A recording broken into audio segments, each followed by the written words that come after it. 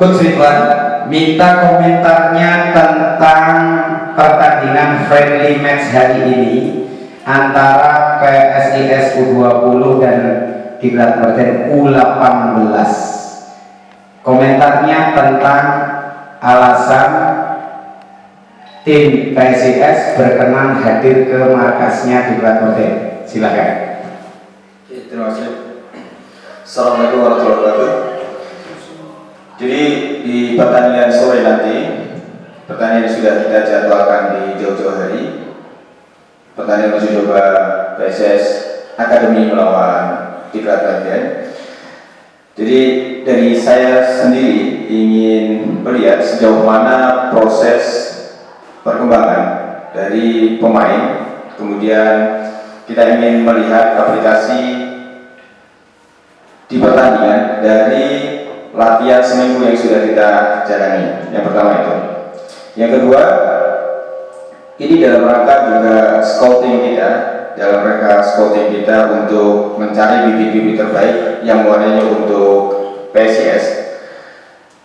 Kita bergerak mungkin di luar Semarang. Sekarang ini kita bergerak di luar Semarang karena di Semarang sendiri kita belum secara resmi mengadakan kegiatan. Kita masih sifatnya kegiatan-kegiatan yang gabungan antar kelompok umur dari 16, 18, dan 20. Jadi saya pilih mereka, pemain-pemain yang ingin saya latih sendiri.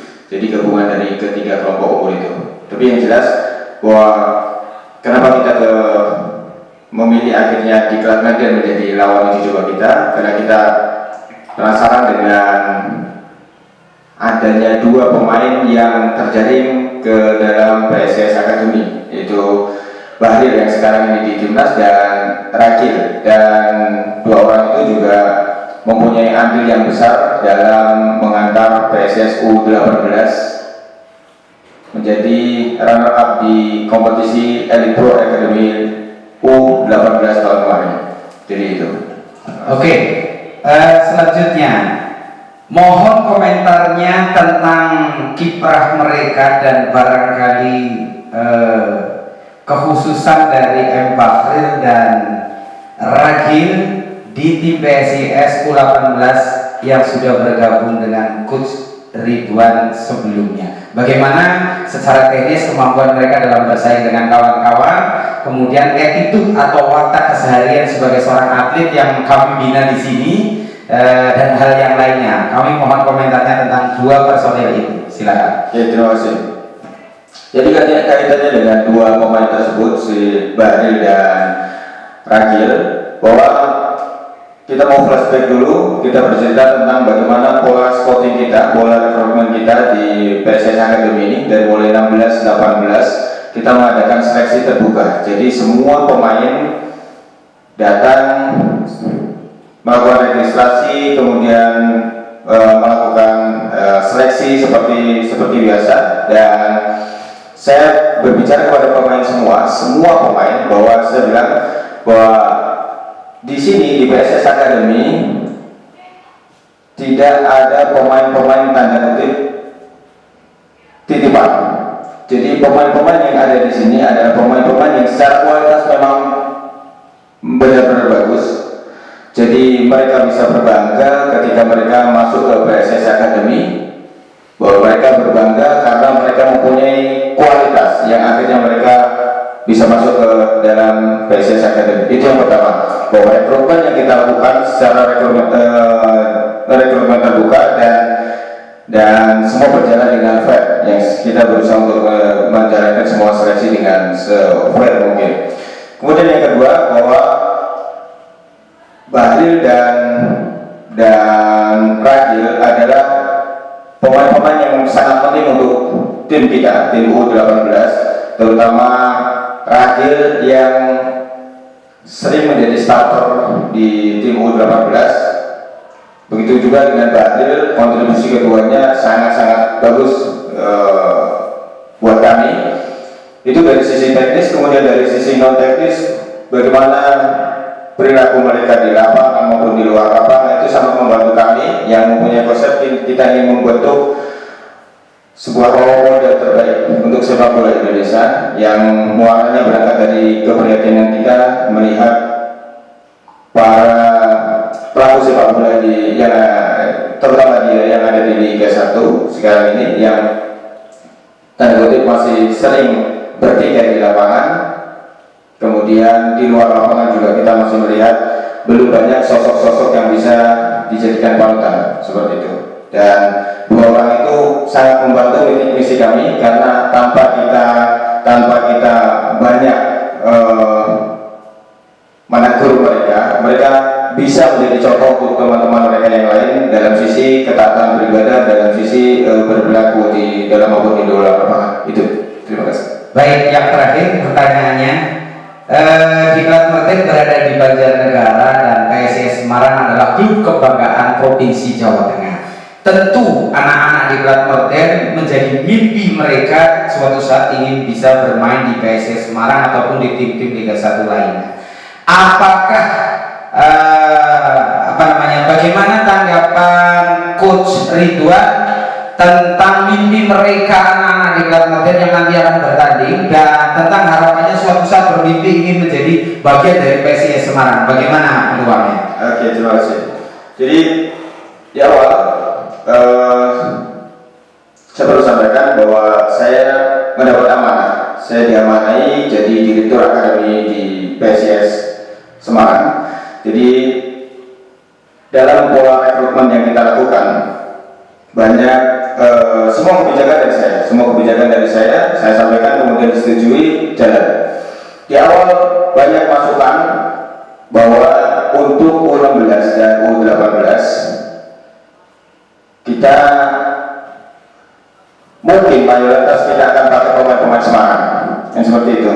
Kemudian saya berbicara kepada mereka, bukan saya tapi masukan dari mereka. Saya bilang bahwa ini PSIS, kita berharap bahwa PSIS ini adalah milik masyarakat Jawa Tengah, Semarang, Jawa Tengah, dan Indonesia. Jadi kita harus membuka seleksi untuk masyarakat luas, siapapun boleh ikut.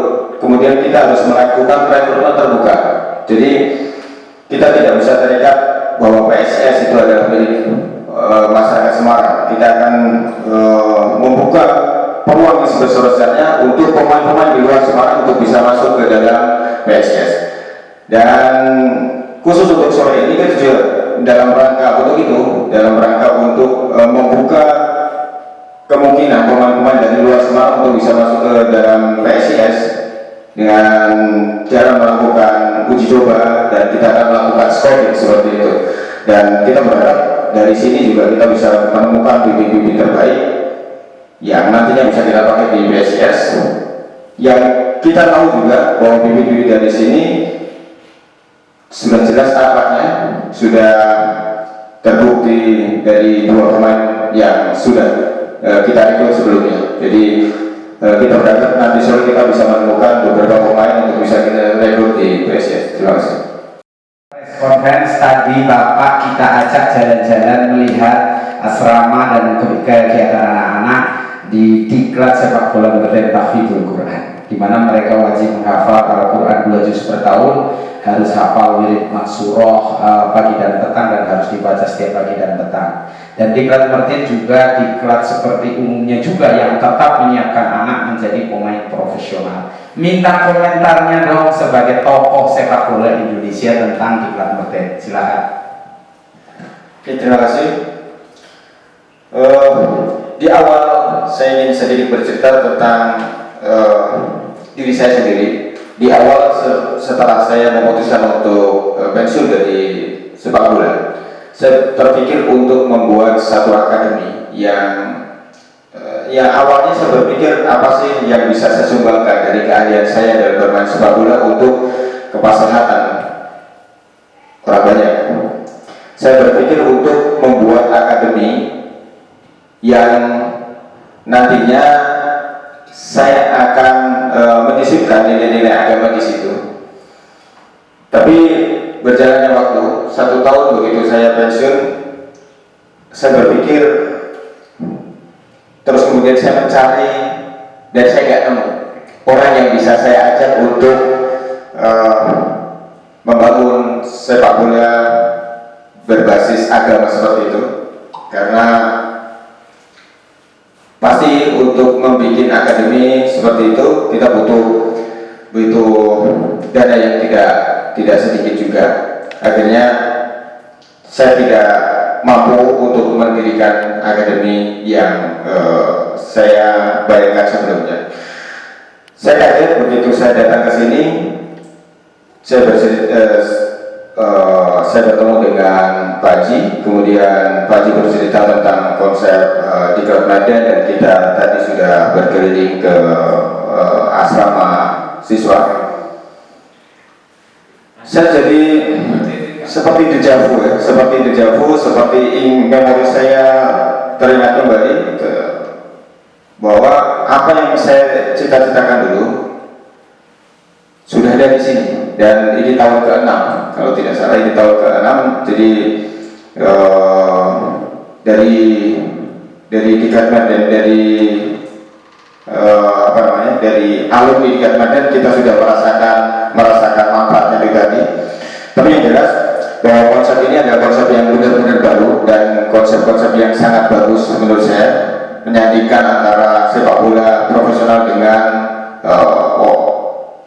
pendidikan ilmu agama. Itu sangat bagus sekali, dan saya berharap akan lahir dalam tanda kutip medan-medan yang lain digantikan seperti ini di wilayah-wilayah lainnya, sehingga kita tidak hanya berpikir tentang bagaimana mencetak pemain sepak bola profesional saja, tapi pemain sepak bola berbasis ilmu agama yang baik.